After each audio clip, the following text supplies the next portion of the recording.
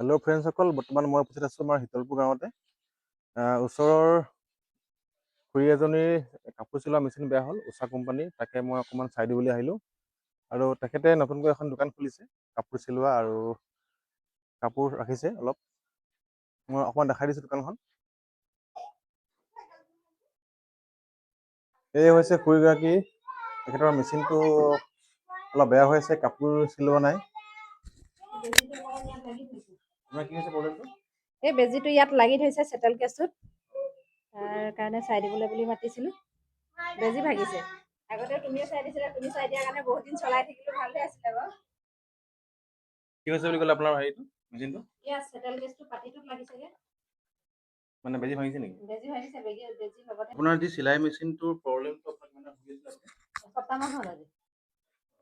মই এসপ্তাহমান কাপোৰে চিলাব পৰা নাই।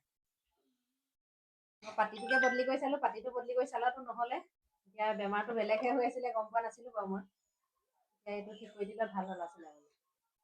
মানে চিলালে মানে বেজি ভাঙিছিলে? বেজি ভাঙিছিলে। ঠিক আছে। তাৰ কাৰণে অশেষ ধন্যবাদ তোমালৈ।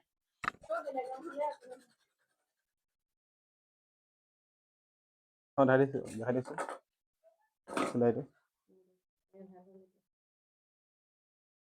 যদি আপোনালোকৰ তেনেধৰণৰ বেমাৰ হয়, মেচিনৰ কাপোৰ চিলালে মানে বেজি ভাঙা বা চিলাইবিলাক জাপ মাৰি যায়, তেনেকুৱা সমস্যা হ'লে মোক আপোনালোকে কমেণ্ট বক্সত টেষ্ট কৰিব পাৰিব বা ইনবক্সত টেষ্ট কৰিব পাৰিব, আৰু ভিডিঅ' কলিঙৰ সহায়ত আপোনালোকে প্ৰব্লেমবিলাক দেখাব পাৰিব। মই যিমান পাৰোঁ চেষ্টা কৰিম আপোনালোকক মেচিনৰ যি প্ৰব্লেম হয় ঠিক কৰিবৰ কাৰণে।